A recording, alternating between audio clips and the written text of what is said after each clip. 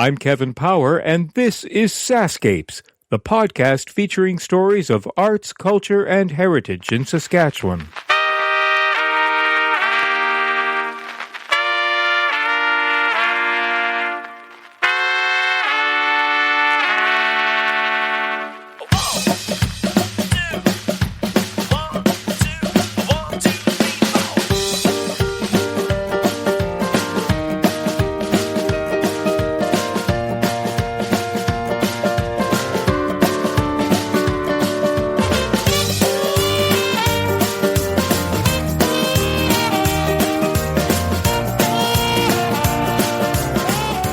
The program is called B.E.A.T.S, Building Expression and Awareness Through Theatre and Sound, an initiative which was developed by Alan Corbeil in partnership with the Prairie North Health Region and the Living Sky School Division in North Battleford. B.E.A.T.S offers at-risk kids a chance to find their artistic voice, and in doing so teaches them the life skills that will give them a strong foundation to build on as they move forward in their future. The kids come from a place where they could have very easily fallen between the cracks and lose their way. But as you'll hear, by participating in the B.E.A.T.S program, they learn to recognize, improvise, adapt, and thrive, which also happens to be the B.E.A.T.S motto. I'm joined by Alan and Holly, who is one of the artistic instructors of the program. I'm also joined by two former participants, Sereta and Talia. It's not an exaggeration to say that I was blown away by just how articulate, funny, honest, and brave these two young girls were in our conversation. It renews one's faith that our future is in good hands. And the girls are a shining example of the massive success of the B.E.A.T.S program. It's nice to be back in North Battleford again. I was here last season with Sharon Burns, who I just saw in a very cool video that I've just had a chance to watch on a program that I heard about at the beginning of this summer called B.E.A.T.S, which stands for Building Expression and Awareness Through Theatre and Sound. Right.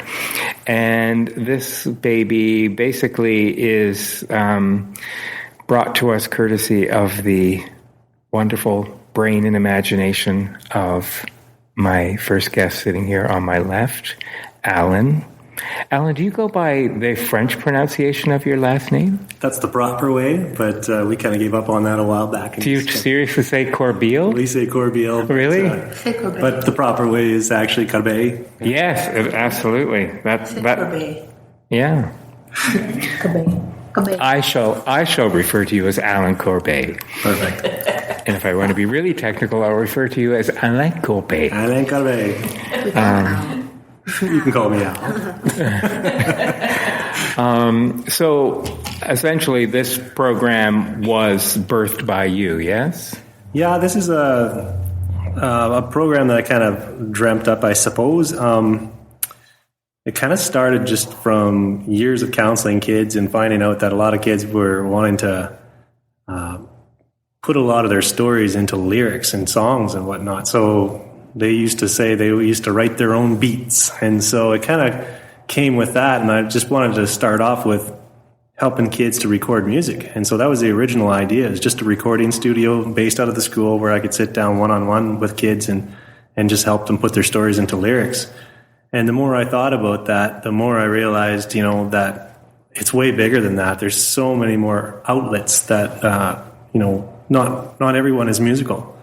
And certainly with the kids that we're working with from age range about 10 up to 15, there's not necessarily musical interest there, but maybe artistic and maybe a lot of different languages. So my employer is Prairie North Health Region, so I work for mental health in the Child and Youth Department, and basically my boss loved the idea. So he gave me the go-ahead to explore that, and I had it on the table for a while and just kind of kept it on the back burner, I guess, in my mind. And eventually I kind of shared the idea with the principal of this school, David Allen, and he loved the idea and said that he would put some funding behind it. And so he said, whatever you need to get set up, I'll be behind you on that. So from there, I had the license then to kind of explore it further. So I kind of broadened it out and just through a lot of research and a lot of more talking with people, just realized that we needed to kind of look at more creative outlets than just music. But I wanted to keep that as part of the big thing. So the original, it actually evolved and became this. We wanted to have art, we wanted to have dance, we wanted to have fine art. So that's creating actual pieces of art, which is where we brought in Holly, our expert. And of course, I'm a clinical social worker. I'm not actually an artist, although my mother was an artist. So, and you don't have a musical background? I do have some music background, yes. I was in singing lessons for most of my life, and right up to age 16 until I saw my picture in the paper. You play a wicked set of spoons. I saw you play that in the video. Anyways, I had that background thanks to my mom, but so it's always been an interest. But so I also know that it's a very therapeutic thing to do on your own for self-expression and just kind of release some tension from the day. So it's well known that arts are very effective with anyone for therapeutic reasons, and so it's one of the languages that human beings have, and we needed to kind of bring this out for the kids that we're working with, mostly because there's a lot of hard times happening out there for a lot of families, and I know that it's difficult to express that, and often too many people don't have the ability or the opportunity to explore other ways of getting that out, and so we just bottle it up until it either comes out in a destructive way in our own bodies or in a destructive way in our relationships and even the physical environment around us. So we wanted to go away from destructive expression or releases of this emotional energy and get back into more creative and constructive experiences. So this program allowed us to do that. It had so much variety built into it on purpose so that it would capture more kids. And we brought in guest experts because the school division got behind it with money that allowed us to contract artists to come in and help out with the program. So I put together a curriculum with a theme and then found artists that really just immediately attached onto the concept because they knew immediately that this was something they could identify with, and they also knew that there was therapeutic power with that. So we think it's been successful. Our first pilot project was in 2014, and this is now the second year we've done it. So, right. And Holly, you came on board when? I'm not sure exactly how. I think it was fairly close to the beginning when Alan started to talk to perhaps at the school district about it, and right. And they suggested me, I guess, because I like community-based arts activities, and I really am into the whole therapeutic communication aspect of art. I think so. I started pretty much at the beginning when they were talking about it, and helped to discuss how we could work in different aspects along the way. All right. You're an artist here in North Battleford. I am. What's your medium that you primarily work in? I am a mixed media artist, but I've pretty much focused previously on textiles, but I like to use all sorts of things, but I'm very much behind using what's available as, improvising with materials that are available and making it accessible for people to use and create all the time, not thinking that they have to have big, expensive, particular things. It's using what you have to be creative. Right. So that's probably part of what helped in this process as well. Were you born here in North Battleford or in Saskatchewan? In Saskatchewan. I was born in Saskatchewan. Yeah. Where? I was born in Saskatoon. I grew up most in Victoria, BC, and then moved back here when I was a teenager. Right. Alan, are you from Saskatchewan originally? Yeah, this North Battleford is my hometown. Oh, wow. Yeah, born and raised. Yeah. Haven't strayed that far from it. No. So last year was the launch of the B.E.A.T.S program. 2014 would have been the first one, yeah?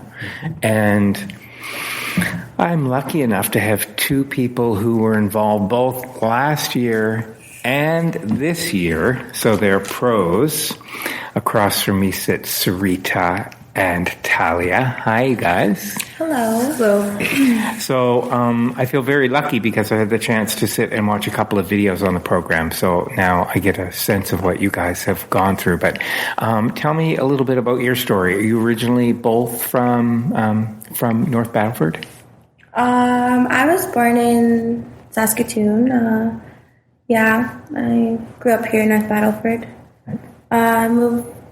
Actually, the first B.E.A.T.S premiere, I had moved to PA, so I wasn't really here for it. But this is where I am. This is where I live. This is Sereta talking, by the way. Yes. Yes. Just because you both sound so similar. And then Talia, originally from the area? Yes, I was born in the hospital here, and I was born. I was born and raised here. Yeah. Up until now. Right. So how did you both find out about this program? What's it like when someone hears about it, and what's the journey to becoming part of it?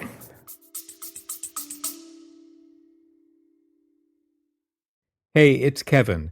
I hope you're enjoying the episode so far. Just a quick reminder that the SaskScapes podcast is available for free on your favorite podcast app, or you can stream it from your browser. Check out the show notes for the link. On the SaskScapes homepage, you'll notice something new under the logo called SaskScapes Plus. You can't miss it. There's a big button saying support with a heart icon next to it. I'd love it if you could click on that button and help keep this podcast series going. When SaskScapes launched in May 2014, it was the first podcast in the province celebrating arts, culture, and heritage. In fact, you'd have been pretty hard-pressed to find any Saskatchewan podcasts. So I'd like to think that we paved the way. It's been because of your support that this podcast is now in its 9th year. Okay, that's it. Enjoy the rest of the episode. Well, actually, what happened was we started school here, and Al came to us with this. Actually, it was a program for everyone, and then it just kind of started from there. You actually It escalated quickly. It did escalate quickly. It escalated quickly. Yes, it does teach you a lot of things. Because, see, when I got here, I was very fiery. I didn't like when people said stuff to me, or I didn't like when I was bugged a lot. And the B.E.A.T.S program taught me to calm down at times, and to just really adapt to me and not the people around me. So had you already you were going to school here? And tell us the name of the school we're sitting in. Phoenix. Well, It's Manasquan now. Okay, right. When we first came here, it was named Phoenix. Yeah. But And there have been nothing like this at the school before? nothing like it. Right, so Not that I've seen. did you enjoy your time at the school here before this program, or did this make a huge shift in how you saw your time here at school? Actually, when I first got here, it was already in the progress. So It was? yeah. So I saw it, and then I thought it was always here. But Did you have to sign up, or did you have to enroll? No? It's kind You of just like got welcomed to come. yeah, you had a choice if you wanted to participate or not. yeah. So how come you guys chose to do it? I liked the first part. The first one, we made a music video, and I liked being able to learn how to rap and stuff, and I liked listening to JT Savage and him and his lyrics. It was fun. Yeah. But so walk me through a typical day. You were here for how long every day and participating in the B.E.A.T.S program? I'm not sure, from the afternoon till school ended, right? Basically, was it Mondays and Thursdays? Yeah, twice a week. Twice a week. Okay. We probably do it twice a week. We do it right after lunch. We just come meet up in here, and then we basically just start our session. Okay. Yeah. And so there are many components to the program, right? You weren't just doing music. Yeah. Tell me a bit about what else you were doing.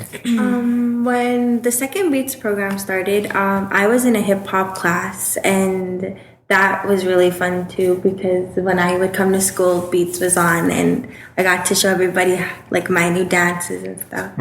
So that was fun.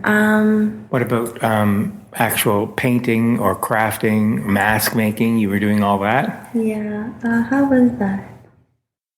I actually didn't make a mask. Okay. Yeah, I made a mask. But you were all in an art room at one point making something. Who made the collage? One of you made a... I did. That was your collage? Kendra. Right. Yeah. Okay. So what was that day like? Why were you doing these projects to learn how to work by yourselves or to learn how to work together?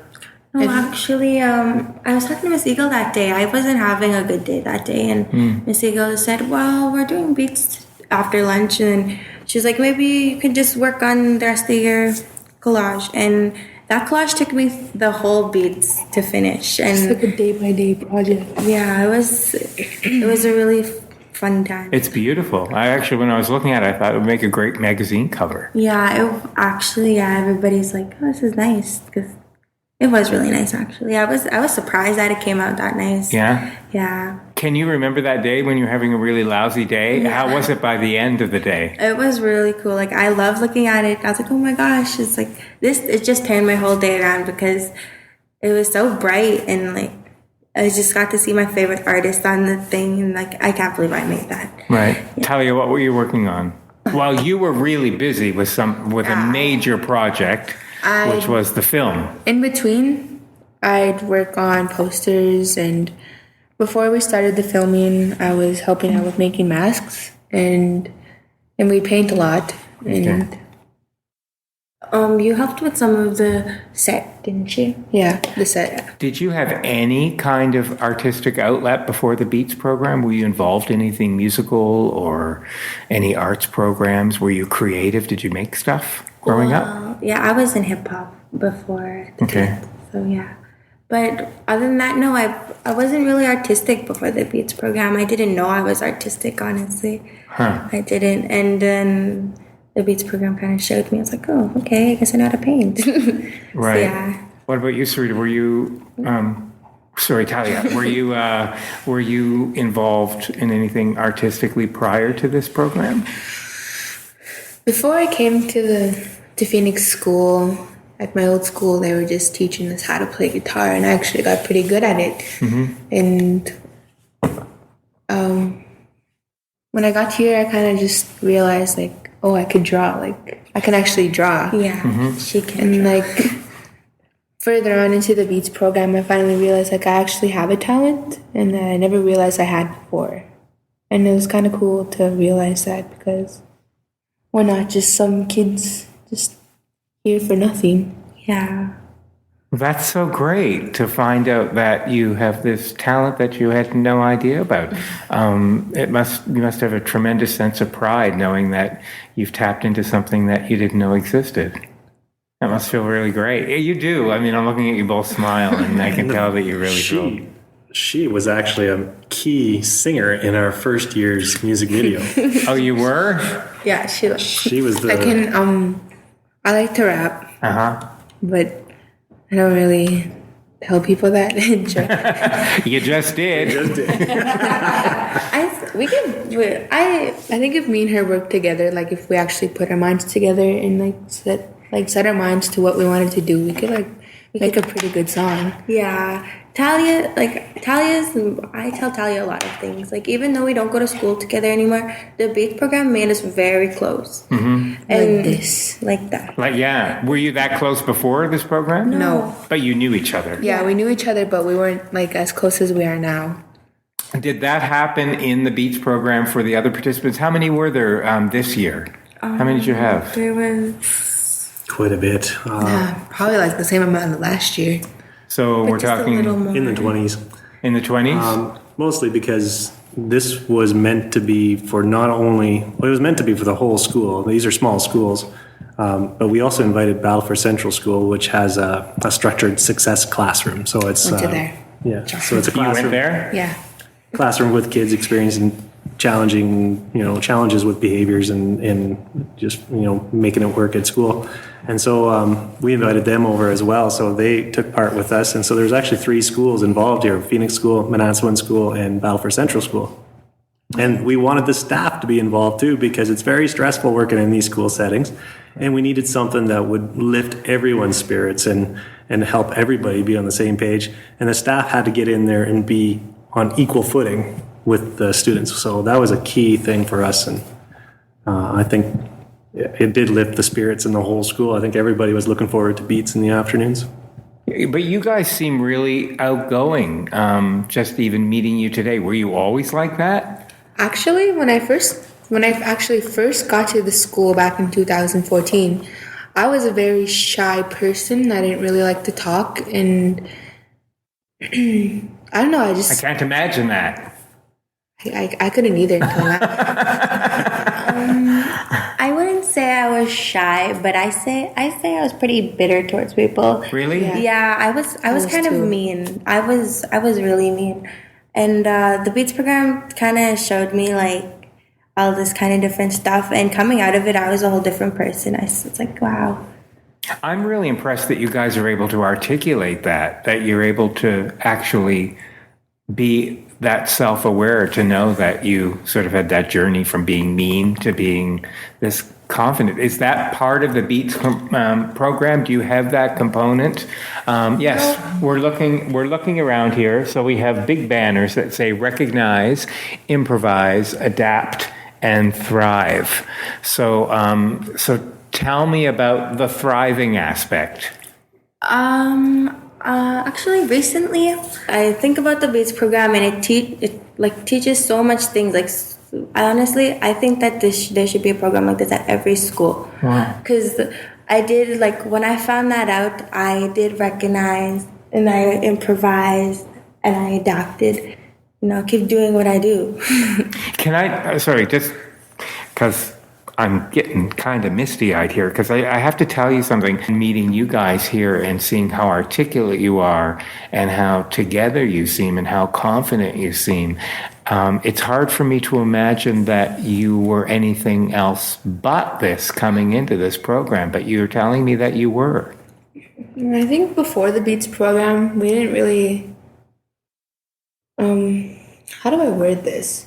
Before the B.E.A.T.S program, we never really thought of ourselves as like this could happen. Yeah. We never really thought we could pull something off like this, and here we are sitting here with you. Like, right. Honestly, after the B.E.A.T.S premiere and everything, I thought the B.E.A.T.S, it's like, oh, B.E.A.T.S is over. Like, it kind of hurt me. Like, I didn't think anybody actually heard about it, but there were so many people at the premiere. I couldn't believe how many people were there. And, like, just this, like, you wanting to interview us, that's so crazy. Like, tell me about the premiere. That was a huge deal. Tell me what you did that day. Talia, you look so pretty. I know. I'm looking at a picture of you here. You're beautiful. You've got a flower in your hair. This is 2014, actually. Yeah, this is That was 2000. This was 2014? Mm-hmm. Yes. Okay, but you did the same thing in 2014 as you did in 2015. Right. So tell me what you did that day. Talia, where are you? How did you arrive this right year? There We arrived in a white limo. Red's your color. Before we actually came to the premiere, we were at our school. Okay. And we were just waiting to get picked up. Yeah. Mm-hmm. So we get picked up in a limo. You didn't know you were getting picked up in a limo? Mm-hmm. Was your first time in a limo?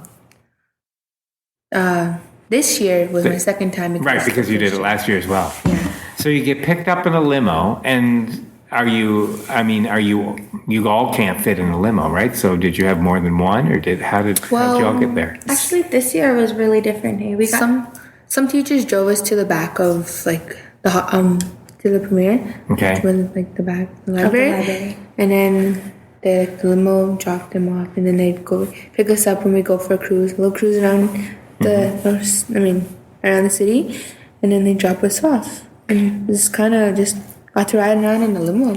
And then what are you walking on as you enter this program that I'm looking at in this picture? Okay, so we got to walk on a red carpet. Yeah. Like, it kind of does make you feel special, but it also, like, you get really nervous. Like, it's really nerve-wracking.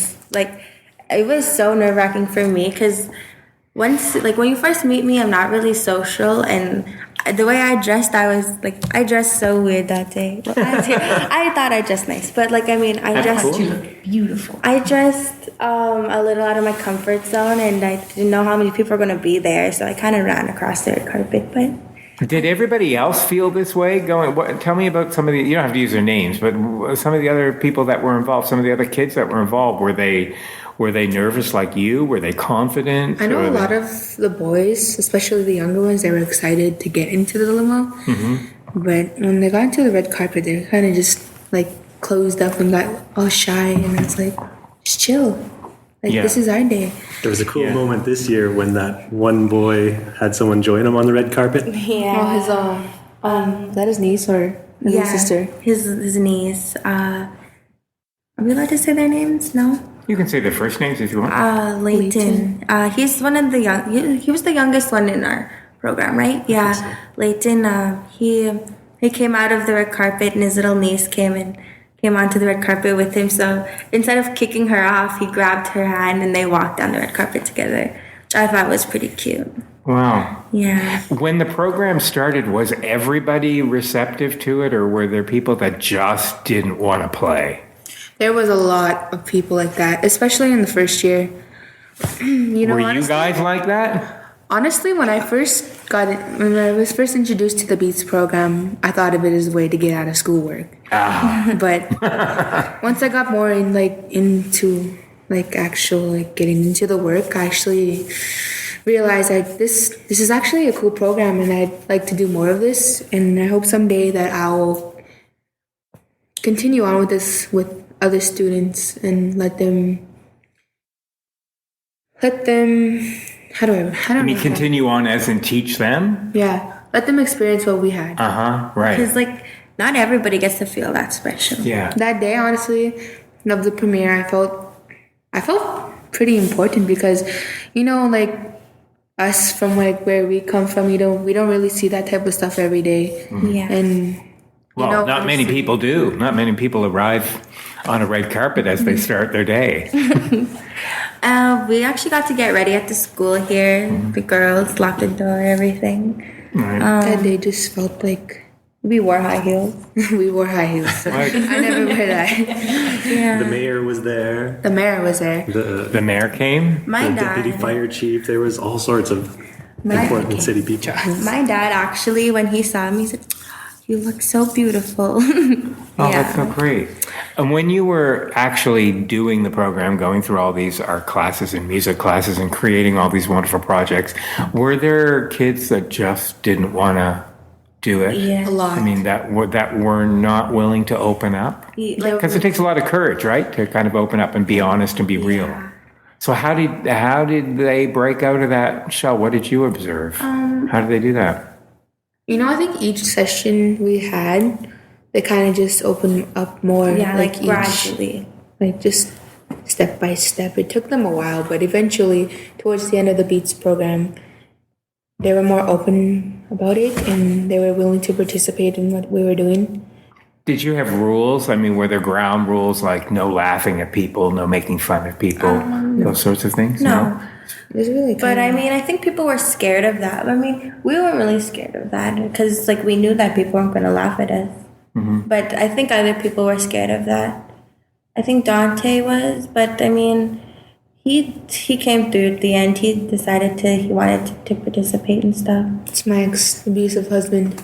Yeah. Just to clarify, your abusive husband in the shadow play that you put on, not in real life. No. We don't want to start any scandals. Holly, not meaning to shut you out of this,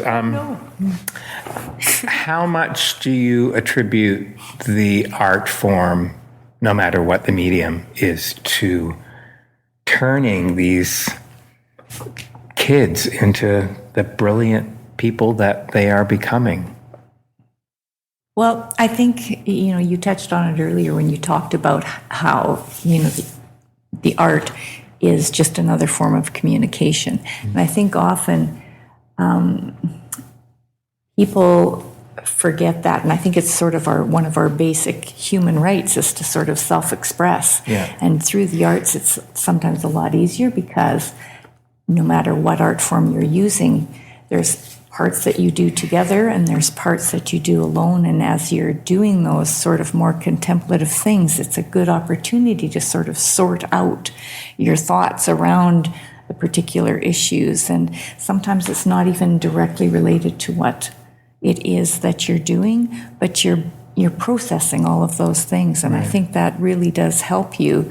I think that's, not the formal therapy part necessarily, but it's the part that really helps you feel satisfied with what you're doing, because despite the physical product that you might make, the process itself is what's helped and what makes you feel so good. Yeah. Do you have challenges in doing this kind of work as far as the kids that don't want to open up? I mean, to be creative involves a certain amount of vulnerability, yeah? Absolutely, yeah. So how do you get kids out of their shell?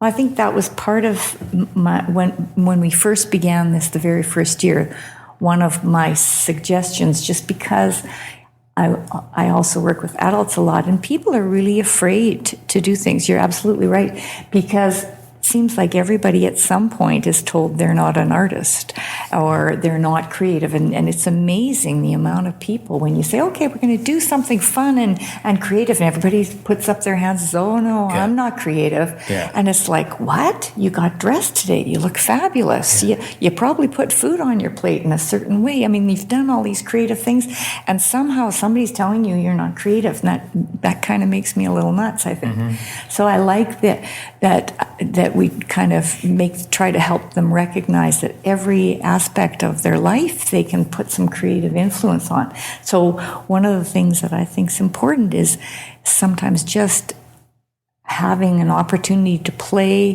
with materials that are not expensive and that are readily available, and just to create things and play with them, because I think play is also a big missing part in our lives. We have so much that's directed all the time that we forget. Free play sort of helps to create some more creative momentum. So, yeah, I think the world would be a much more enjoyable place if people had a chance to an hour every day just to go into a B.E.A.T.S program at work. Absolutely. And just go let their hair down and get silly, because we lose that. The older we get, I'm always talking to people that say that they used to, or they had a dream. Absolutely. But somebody told them it was stupid and now they're too old to do it, right? And then it might be stupid. You guys are really lucky that way, in that you've sort of already dug in and tapped into your creativity, and just even knowing that stuff you might not even know exists in your personality is just waiting to be let free. It's just going to change your life forever, I think. I mean, don't you think it would be terrible to go through life not having any kind of creative outlet? Like, what would your life, it's hard to imagine, but imagine what your life would have been like had you not discovered the talents that you've discovered here in the B.E.A.T.S program. What would it have felt? Do you think it would be different? I think without the B.E.A.T.S program, we definitely wouldn't be sitting here today. Yeah. Right. I think, honestly, the B.E.A.T.S program helped us realize a lot of things. It taught us a lot of life skills that will be useful, later on in life. But it also taught us, I don't know. Well, you had to work together a lot during this program, right? So that's not easy for the best of people. Especially us. Yeah. Especially you. We both came from behavior school. All of us came from behavior schools, and we basically all had to work together. And a bunch of kids from behavior school is not a very good combination, but we pulled it off. Yeah. We made something out of it. Just in general terms, behavior school, how would you describe that? Well, I think the kids here, they're just lost. Honestly, I don't think they have behavioral problems. Okay. I just think, honestly... Is that a tough label to slap on somebody? They're lost. I don't think it's a behavioral problem. I think it's, they're just trying to find something. I don't know how to... Trying to, basically, trying to find something that will work for them. Yeah. But looking in the wrong place. That's a good way to describe it. I mean, nobody, like, I didn't want to end up here, but I mean, I did, and I'm so happy I did because it changed me so much. I'm not so mean. I'm not bitter, and like last year I lost a friend, and the B.E.A.T.S program taught me that a lot of things happen for a reason. So I mean, when I think of him, I'm not so bitter anymore. I'm actually very happy. No, like, because the B.E.A.T.S program does teach you how to, like, self-awareness. Like, it does teach you that. It does teach you, like, different things. It teaches you, like, how to control your sadness, to, like, just think positive. And, like, someone actually, like, you're actually special. You are. And that's what the B.E.A.T.S program kind of taught us. I think the B.E.A.T.S program basically just taught us to follow our dreams because, I mean, most of us, before we've gone to this B.E.A.T.S program, were having a lot of issues, and we didn't really know how to deal with all those emotions, especially coming to school every day with, like, a bunch of kids with problems. Yeah. And, like, You have your own problems, and then yeah. it's basically just coming to school with a bunch of problems Yeah. to deal with more problems. Yeah. If that makes sense. Sounds like a great recipe for getting out of bed every morning and going, yay, I can't wait for the day to start. This But must honestly, I think the only reason why I always came to school because I liked coming to the B.E.A.T.S program. Coming to the B.E.A.T.S program kind of just made me feel like you don't have to worry about the outside world for a while. I hope you're enjoying this episode. Just a reminder that there are several ways that you can listen to all of the SaskScapes episodes. The easiest way is with the SaskScapes app that you can download for free from the App Store or Google Play, depending on your device. You'll even get notifications when a new episode is available. Other ways to hear the podcasts are downloading them from the iTunes Store, Stitcher Radio, or through the TuneIn Radio app. Again, all for free. You can stream the SaskScapes podcasts individually at www.iheartculture.ca. Thanks to all of you who have been writing your comments and reviews. It's always great to hear from you. And now, back to the podcast. But not everybody chose to be part of it, right? Yeah. No. I mean, yeah. Did they? Sure. So what was that kind of weird when there were some kids that weren't participating in the B.E.A.T.S program? Yeah. You have so many different personalities you're dealing with. You got so many different interest areas, and that's why we try to make this so broad. What we want to also teach with this whole program is not just the personal therapeutic piece, self-awareness and expression, but also provide some real technical skills and possible trades and jobs out there. So we actually take those kids that don't want to. One of the questions we ask in the ice-breaking part of the program is, would you rather be in front of the camera or behind the camera? And those kids that say behind, well, automatically you can kind of get some ideas of where we might go with them.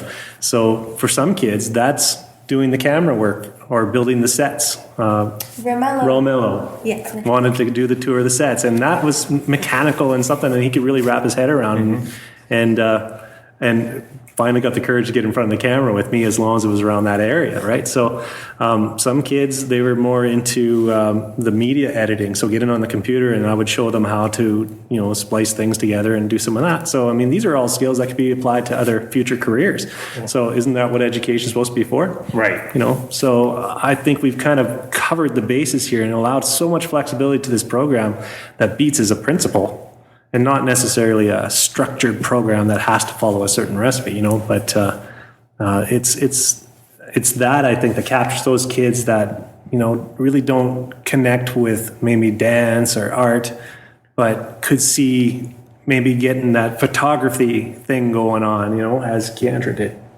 Yeah. I'm guessing the two of you said you'd rather be in front of the camera when you were asked that question. Actually, Al has this video, and No, you didn't? No. Talia, you're telling me you didn't want to be in front of the camera? No, when our first year, when they first introduced us to the B.E.A.T.S program, I was actually really shy. And I didn't want to do it at first. But then once we got more into it, then I started realizing, this could become something important someday. And, You're the star of the movie. Like, here we are sitting here now, like, discussing this. And I feel like without the B.E.A.T.S program, we probably wouldn't be where we are today. And we probably wouldn't be the people we are today. Alan, you must lay your head down on the pillow every night feeling pretty darn happy about seeing the difference this program has made. I thought you were going to say exhausted. No, well, I'm sure exhausted. That's a given. But I'm just thinking the transformation you see in these kids must just be overwhelming. You know, this is really special for me because I don't get to hear this usually. Yeah. You know, this is something that we don't get to see. Yeah. And man, I just want to, haul these two around with me everywhere now. No kidding. You're the They make me feel better. Yeah. You know, I mean, you don't get to see a lot because basically this program runs from February until June, and it is just an insane pace. We are packing this all in. We're going through several weeks. There's 6 weeks of basically instructional sessions, learning the life skills, learning the different outlets of creative expression, all building into that theme. Beats and then art beats, which is what Holly did on our other day. And then you get into the second half of the project, and that's where the hard work comes in, because now we're getting into phase 2, which is building the project that we're going to be making. So last year it was a music video. The following year it was an actual movie where we had to create a story together with a lot of kids that didn't, and staff that didn't have the patience to really kind of do creative things like that together as a team. And it was crazy to go through all the little nuances of relationship building and social skills required to get a group of people to work together. That's hard with adults. Yeah, no kidding. So I was the one who came up with the idea of the butterfly. Yeah, so I'm very lucky because I got to see this movie, which was a shadow play movie, yeah? Yeah. So give me a synopsis of the storyline for the listeners. Well, pretty much the butterfly is about change, because like the butterfly starts off as a caterpillar, then gradually it's a butterfly.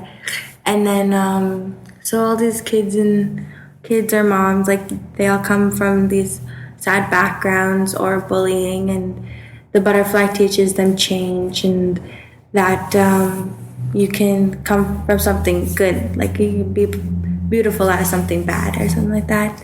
Yeah. And the Northern Lights, like Donovan was talking about, because in our culture, the Northern Lights are spirits. Your culture being First Nations. Yes. Right. And they're spirits up in the sky, and they're our ancestors. And you're not to get them mad or anything like that, because they can become very dangerous or very dark, stuff like that. And towards the end, the bad butterfly takes those people to the Northern Lights.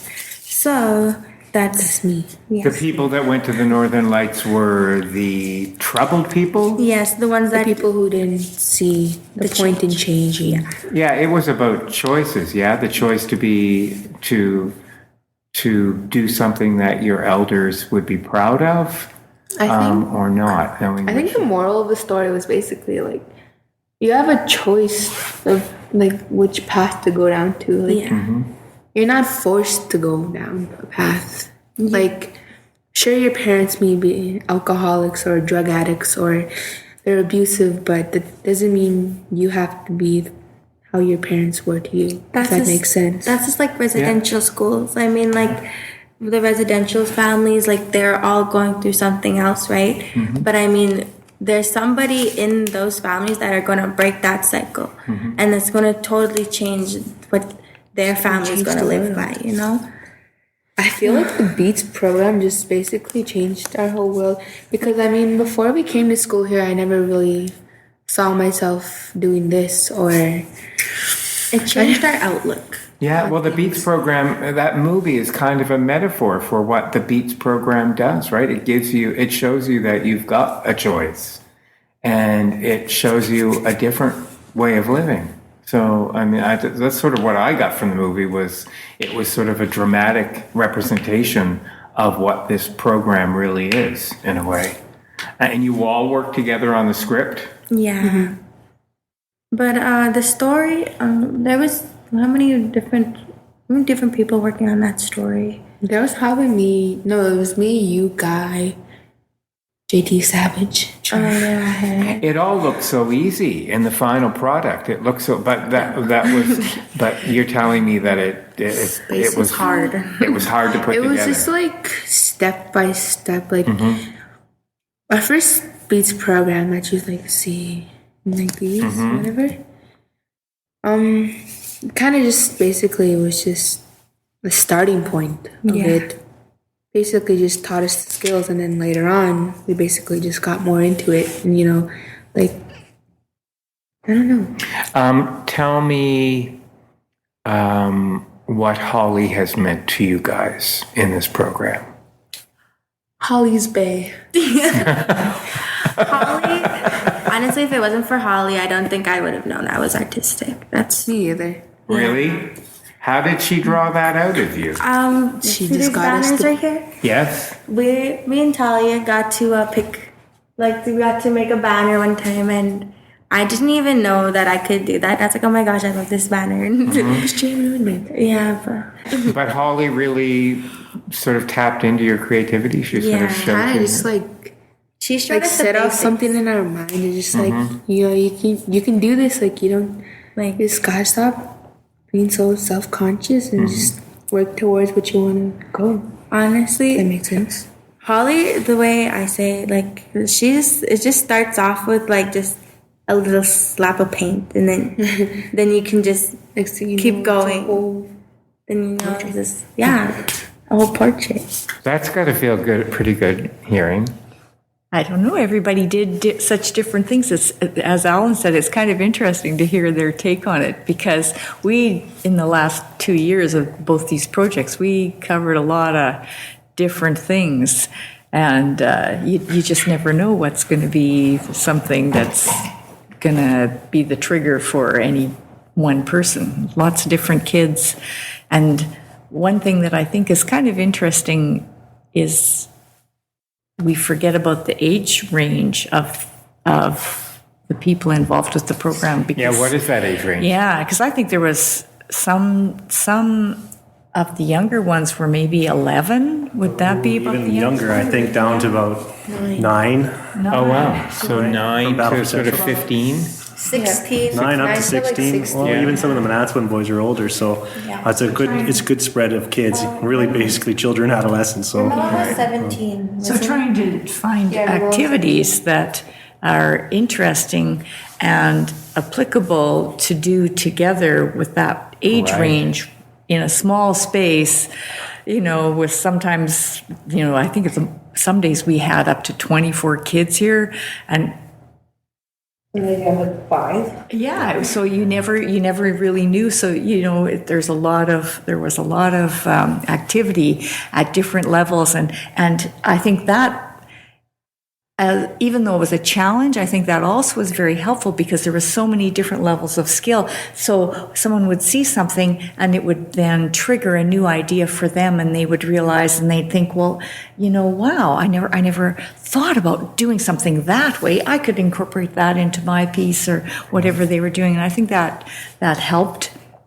So it is really good to hear that they found something wonderful. One thing that I remember distinctly, Alan, from one of the first things we did at the beginning of the first B.E.A.T.S program, and I don't know if you girls will remember this or not, but I was thinking about materials to do and some kind of big, more physical way to do some visual art. So I had all these big recycled circles of cardboard that I had got from the dumpster at the newspaper place.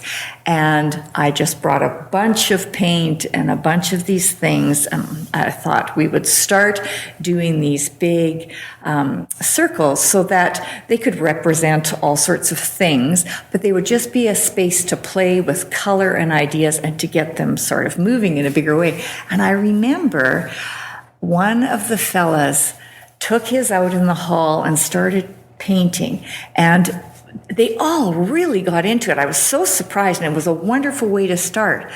But at the end of the session, I guess we did it for a couple of hours, and so this was a big surface, and I remember one of the teachers going by and asking this particular guy, what is it that you're doing here?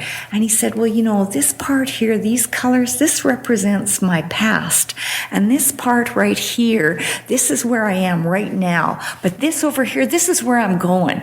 And it was an abstract thing, but he had, during the process of putting all that stuff down, that's what he saw there. And I thought, to me, that was pretty much it. I thought that was really cool. So I'm glad to hear that you two also kind of felt like you had done some kind of movement along that too. And sometimes you don't even realize as you're doing it, that's what's happening is afterwards that as you put all those processes into play. So I think that's kind of cool. I want to brag about Holly because, I tell people all the time, I said, there's a glue that holds this all together. This whole vision is essentially held together by someone with artistic ability to take anything and make it into anything. And I think that's what these two girls, in telling them, about coming here today, they shared with me that, they really truly believe that Holly can pretty much do anything she ever set her mind to because she's so flexible and able to pull things from the trash and make it happen. Right. And I think that's a good metaphor. Holly is our metaphor for this program. Sereta mentioned how, a behavior school isn't exactly where she wanted to end up. And I think a lot of kids feel like they kind of got thrown in the trash a bit, Yeah. If anything, we're getting from Holly resilience. We're learning how to take things, and even though it may not be what you think, maybe it's not the shiniest, maybe it's not the most successful, maybe it's not whatever, but she can turn that into this beautiful, beautiful thing. And now we're hearing for these girls, which is really awesome to me, that they feel special. And that's exactly, I think, the magic that we wanted to achieve. So Holly makes that possible by teaching recycling and nothing is useless. Even the little shreds of paper that are left over from our crafts and projects she does, she said, whoa, hold on to that. We can do this. And she's going through dumpsters and finding cardboard to bring to this program. And we all learn a lesson from that. The work that goes into a program is one thing, but for a program to be successful, I'm really learning that it's the key, having the right people on the team. At the top end of the things, when we were first talking about this program, was Sharon Burns, who is our art consultant for Living Sky School Division.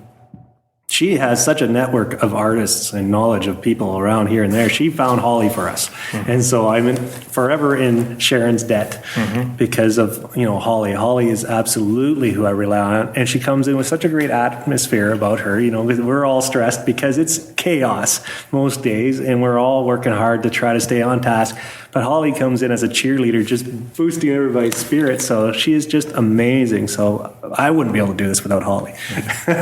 Okay. All right, you guys, true confession time. Tell me what Alan has meant to you as part of this program. Yes? I've been waiting to say this. Okay. Forever. Go for it. Go for it. But, like Alan said, how, some of us feel like we've been thrown in the trash, but I feel like they just, pick this right back out, and then they just kind of just dusted us off and just slapped us and said, take on the world. Just kidding. I don't know, they kind of just pulled us out of the crash and made us into something creative. But you also played a part in pulling yourself up. Absolutely. We had the choice if we wanted to get out. Exactly. And I feel like us just leaving our old self behind was a good plan. Because I feel like in the future, I feel like we're gonna have a good future ahead of us now. Because the B.E.A.T.S program, for me, it helped me a lot. It kind of just basically basically just told my mind to I'm reading a quote here in this article, which says, Sereta and Talia said, a big thank you to Mr. Allen for supporting the B.E.A.T.S. From start to end, you will be missed dearly. They added, we shine brighter than your head tonight. This is Mr. Allen right here. Oh, this was about Mr. Allen. The principal. Oh. Who put his money behind the program idea. Oh. As you can see right here, his head does shine bright. Yeah. I can relate to that. Oh, okay. All right. So tell me about Mr. Allen. He was pretty important to this. Yeah, Mr. Allen is so grumpy sometimes. Maybe Mr. Allen needs to go through the B.E.A.T.S program. I don't think he would disagree with her either. No, Mr. Allen was fun, yeah. Actually, without if Mr. Allen never Wanted to support the B.E.A.T.S program, we wouldn't have had a B.E.A.T.S. You wouldn't have had it if he hadn't. we probably wouldn't be here right now. Okay. We'd probably actually be in Manassas, sitting with the boys. Still. Right. Okay. Because, when we first got here, we weren't these people today.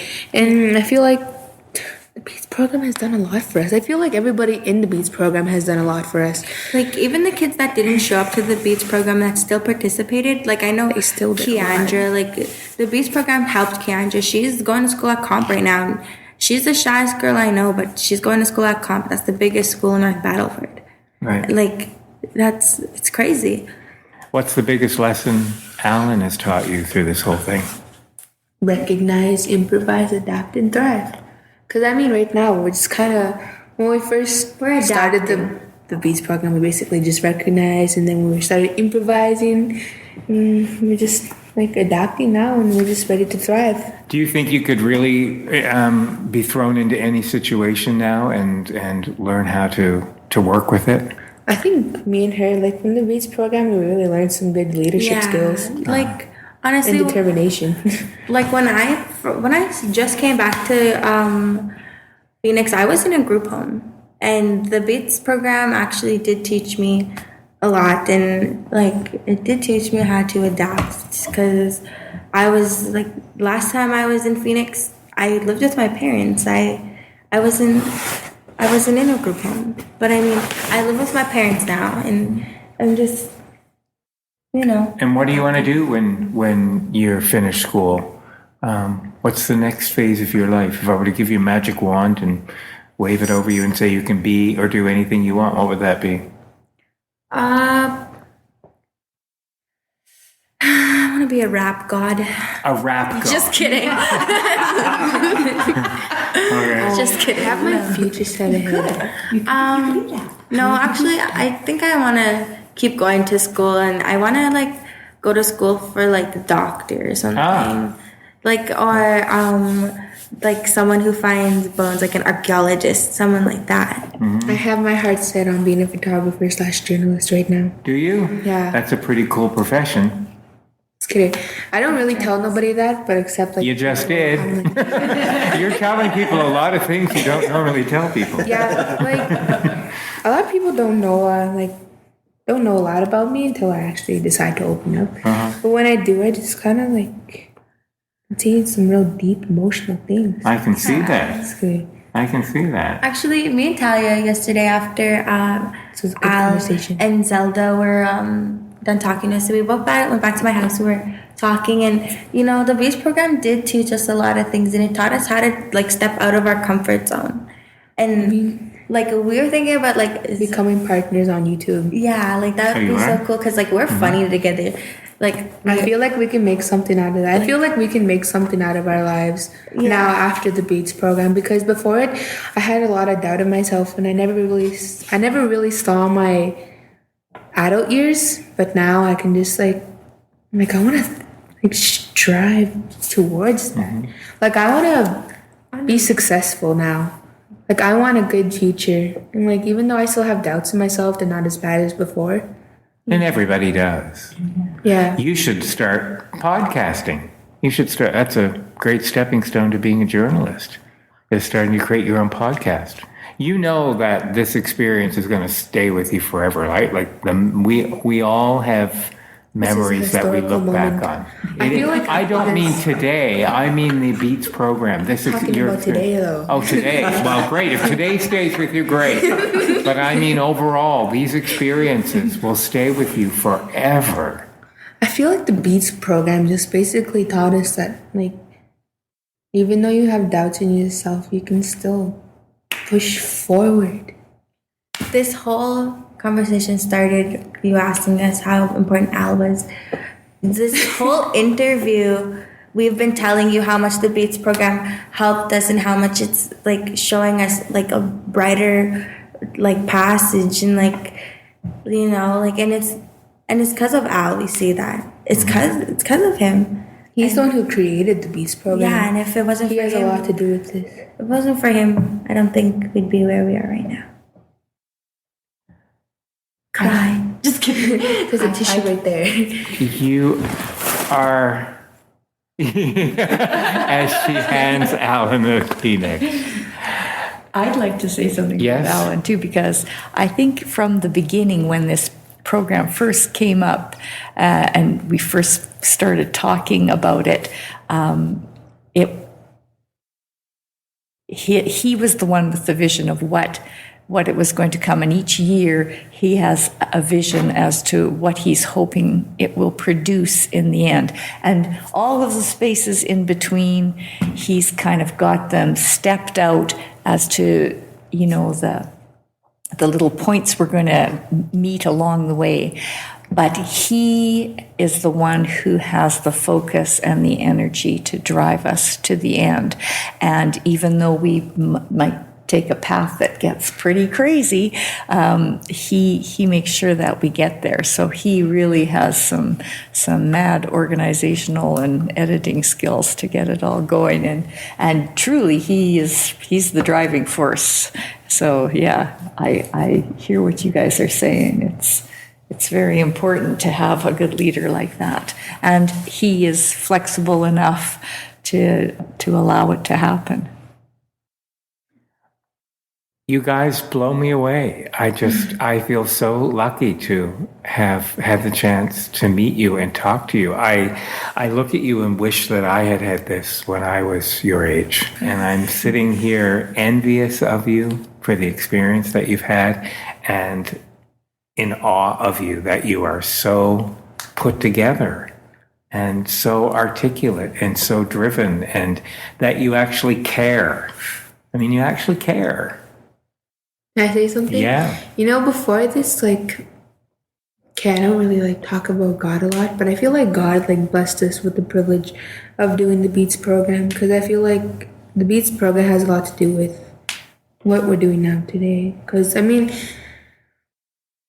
I think like I don't mean to sound like weird, but I feel like God like put us in the B.E.A.T.S program for a reason.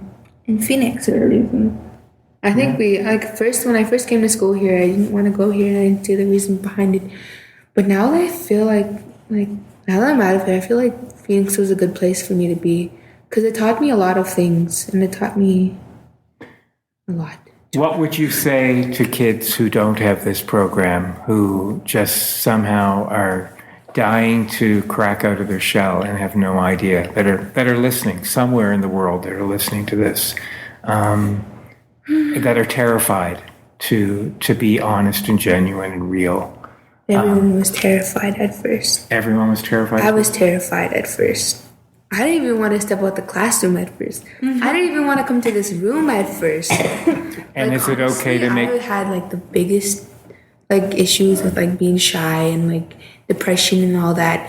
Like honestly, I think like the B.E.A.T.S program and like the school just helped us a lot. And I feel like people like if you don't have this program, you don't like need the program.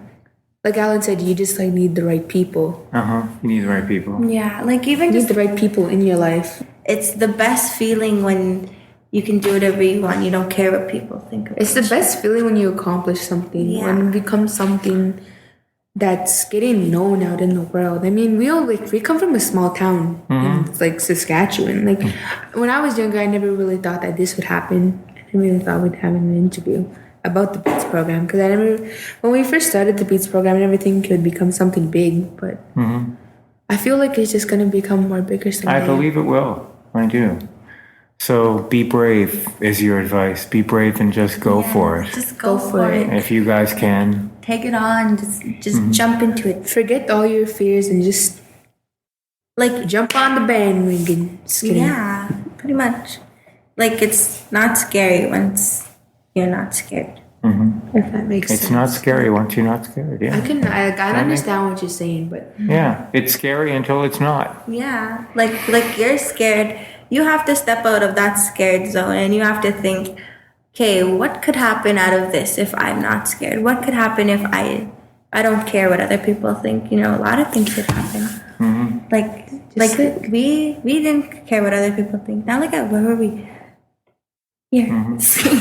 just like Al said, like sometimes having like a comfort zone isn't like the same as having like a happy, healthy like life. Because if you're gonna be shy all your life, like what's the point?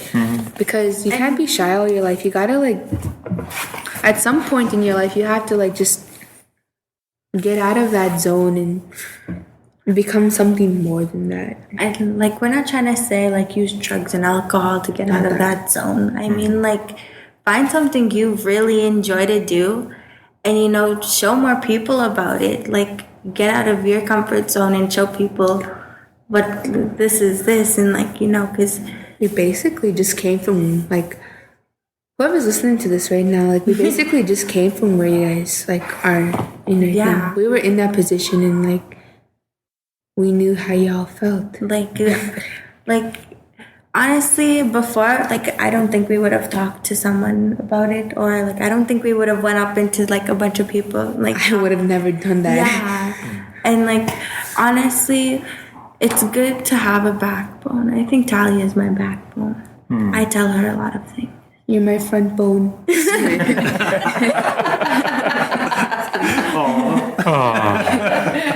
beautifulness. Thank you both. Thank you, all of you. Thank you both for just being brilliant and continue to be brilliant. Be brillianter and brillianter. You're very, very, very lucky. Holly, thank you so much for being part of this experience for these girls and for teaching them that you can make something out of nothing. Well, I'm grateful for the opportunity and the opportunity of meeting all these great people too. And Alan, it's no small wonder that you received an award of achievement from the Saskatchewan Association of Social Workers. Oh, how'd you know that? I do my research. You did? Make a note, Talia. That's what you do when you're journalist. And he's very humble, and there's even a gift that comes with that award, and he donated it.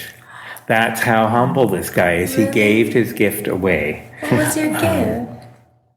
It was, well, we'll keep that privately, but it was donated, and so it's no wonder that you were recognized for that achievement, because it takes a very special person to care enough to take a practice that sometimes it just exists within four walls in a room and one-on-one and create magic for these people. So good for you, and here's hoping that this inspires more programs year after year here, and that there become B.E.A.T.S programs all throughout the province to give. Let's hope that you're spearheading something even bigger than you can imagine right now. Oh my God. I hope so. I'm going to need this team because I'll run out of energy for sure. Right. Yeah. Well, yes. Yeah. Don't you think we could be like just another owl?